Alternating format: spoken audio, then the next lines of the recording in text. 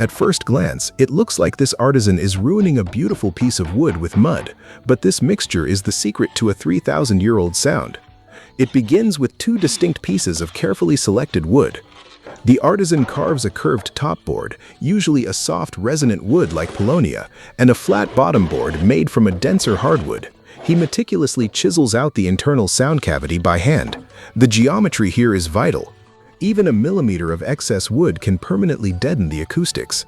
The halves are then bonded together using a natural adhesive, aligned perfectly with wooden pegs, and bound with heavy rope to cure. Notice there are no metal nails or screws. Metal would introduce harsh, unwanted vibrations and eventually rust.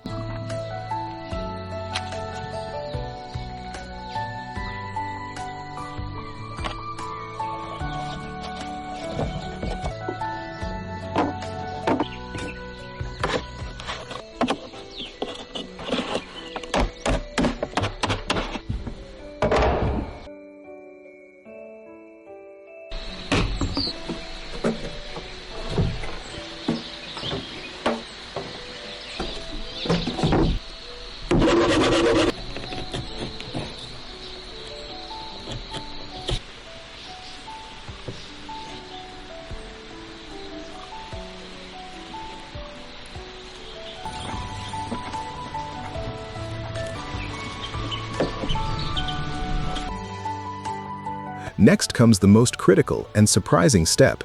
The artisan prepares a traditional compound by mixing raw tree lacquer with natural binders like rice paste and fine organic ash. He coats the entire wooden body in this thick, mortar-like paste and embeds a layer of woven cloth directly into it. Why this complex, messy process? The cloth acts exactly like ancient fiberglass. It fortifies the wood, preventing it from splitting or warping as it naturally expands and contracts over the decades. Furthermore, once this ash lacquer mixture cures, it hardens into a dense, stone-like shell. This shell doesn't just protect the wood from moisture, it fundamentally alters the physics of the instrument. It traps low-frequency sound waves inside the acoustic chamber, giving the guqin its signature deep, lingering resonance. After weeks of drying, rigorous sanding, and applying refined coats of pure black lacquer, the artisan adds a breathtaking dusting of fine gold powder to the wet surface. Finally, the tuning pegs are driven into place and the strings are tensioned. Through fire, sap, and stone, raw timber is transformed into a functional piece of art engineered to last for centuries.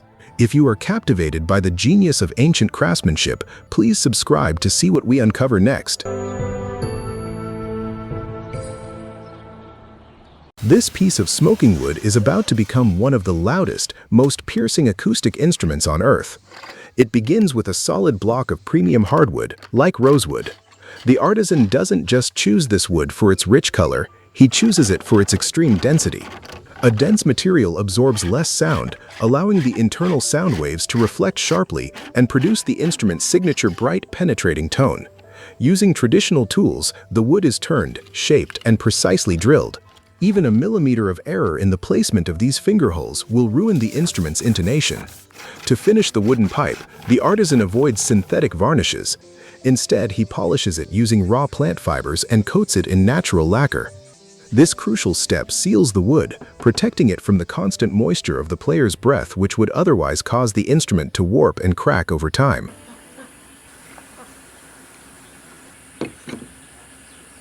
Next comes the amplifier, the metal bell.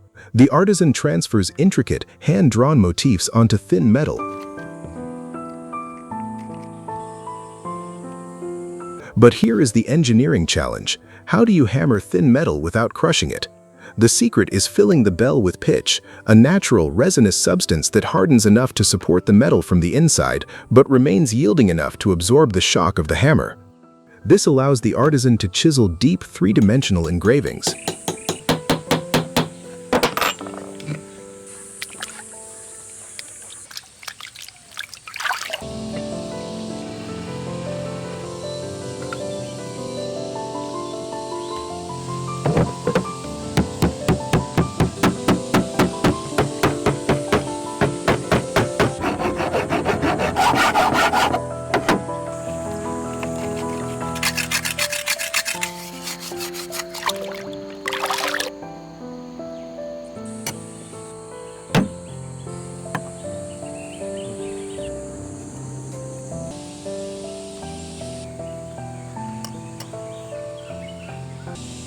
After the pitch is melted away, the bell is boiled in a chemical bath to remove oxidation, then polished to a brilliant shine.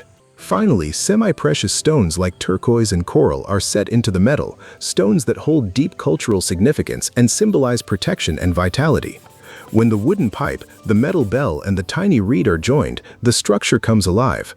For centuries, the Suona hasn't just been a musical instrument, it has been the voice of the people. Used in everything from weddings to epic folk dances, its sound is designed to cut through the noise of the world and echo straight to the heavens. If you want to see more ancient crafts that still outshine modern manufacturing, please subscribe for the next video. By encasing raw eggs in mud and ash, this ancient chemical reaction cooks them without a single flame.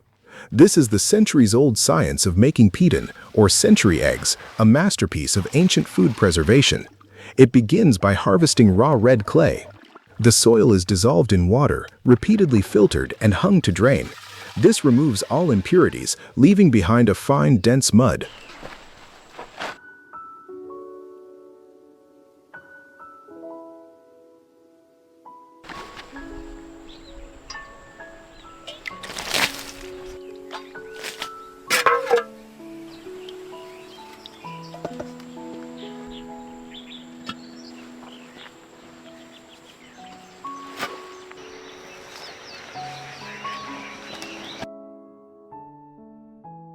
But the earth alone won't preserve the egg. The true secret lies in a highly calculated alkaline paste. The artisan boils a strong broth of salt and aromatics, like star anise, cinnamon, and cypress twigs.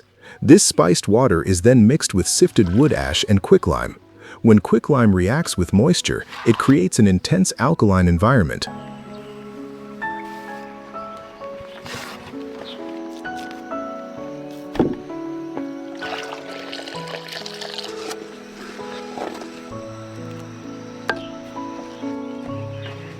The raw eggs are carefully submerged in this caustic mud, completely sealing the shell, and then rolled in plant chaff or sawdust.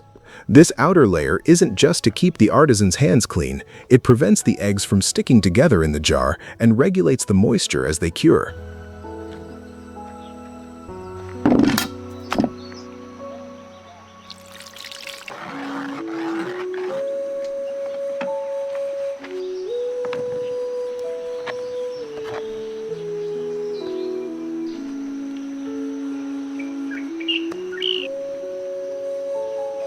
Finally, they are packed tightly into clay vessels, sealed airtight with more mud and straw, and left for a month. Inside that dark, oxygen-free environment, incredible chemistry takes over. The alkaline compounds slowly penetrate the microscopic pores of the eggshell, raising the pH level inside. This safely denatures the proteins, transforming the raw liquid into a firm, gelatinous solid, zero heat required. When opened, the transformation is stunning. The duck eggs become dark century eggs, famously marked with intricate, frost-like crystalline patterns on the surface, a natural formation of amino acid salts. The chicken eggs, cured in a slightly different mixture, emerge as brilliant, translucent golden preserved eggs. Long before refrigeration existed, this ingenious technique allowed communities to safely stockpile protein for harsh winters. This tough raw animal hide isn't being turned into leather, it's being transformed into a luxurious medicinal dessert. This is the centuries-old process of making traditional collagen cake, an ancient nutritional science designed to preserve warmth and energy through harsh winters. It begins by soaking a raw hide in a flowing mountain river. The continuous cold water naturally washes and softens the skin over several days without the use of harsh chemicals. Once purified, the artisan uses a specially designed curved blade to meticulously scrape away every trace of hair. What remains is pure, collagen-rich tissue. The hide is then chopped, blanched, and boiled for hours in a large copper pot.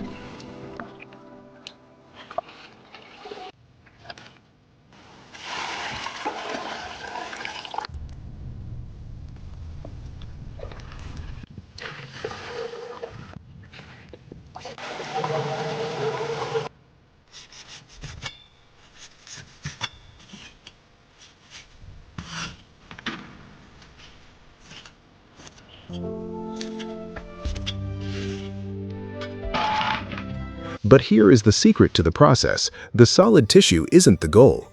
The artisan is using heat and water to slowly extract the natural gelatin locked deep within the fibers. After straining out the solids, the remaining golden broth is reduced over a wood fire.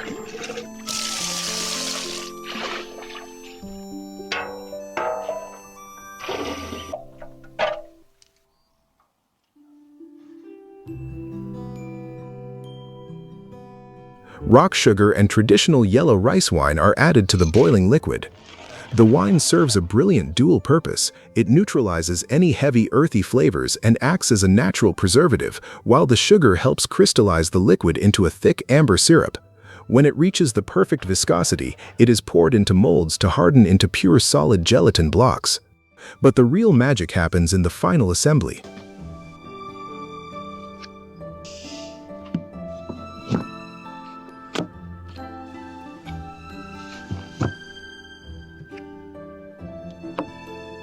The block is melted down one last time to act as a powerful edible adhesive. The artisan folds in a nutrient-dense mixture of roasted walnuts, black sesame seeds, and dried red dates. Finally, it is pressed into a wooden mold lined with dried rose petals, rolled flat, and sliced into perfect geometric bars. This isn't just a sweet treat. It is a masterclass in ancient chemistry, using natural collagen to bind superfoods into a concentrated, shelf-stable energy source long before modern supplements existed. If you're fascinated by how ancient techniques turn natural materials into brilliant solutions, please subscribe for the next one. This artisan isn't making jewelry, he is spinning actual peacock feathers into a thread designed to outshine gold. This is the pinnacle of ancient textile engineering, a sophisticated brocade technique so complex and luxurious that it was once reserved exclusively for imperial royalty. It begins not with cotton or wool, but with natural iridescence. The artisan meticulously shears the individual barbs from a molted peacock feather. On their own, these microscopic fibers are far too fragile to survive the immense tension of a loom. To solve this, the artisan uses a weighted drop spindle to twist the delicate feather barbs around a pure silk core. This creates a brilliant ancient composite material. The silk provides the necessary tensile strength, while the feather provides a permanent multi-dimensional structural color that catches the light and will never fade or tarnish. But the true genius lies in how this thread is applied. The artisan moves to a massive traditional draw loom. Long before modern computers, this machine was one of the earliest forms of programmable technology. Before a single thread is woven, the intricate pattern must be physically coded into the loom's memory. Using a complex system of bamboo sticks and strings, the artisan meticulously maps out the design. Each string acts as a line of binary code, dictating exactly which individual silk warp threads will be lifted and which will remain down for every single pass of the shuttle.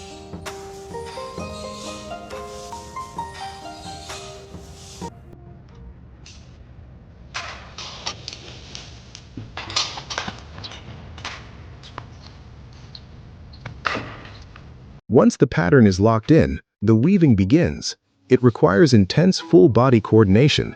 The artisan uses foot pedals to activate the pattern, throws the shuttle to insert the weft, and pulls the heavy batten to beat the threads tightly into place.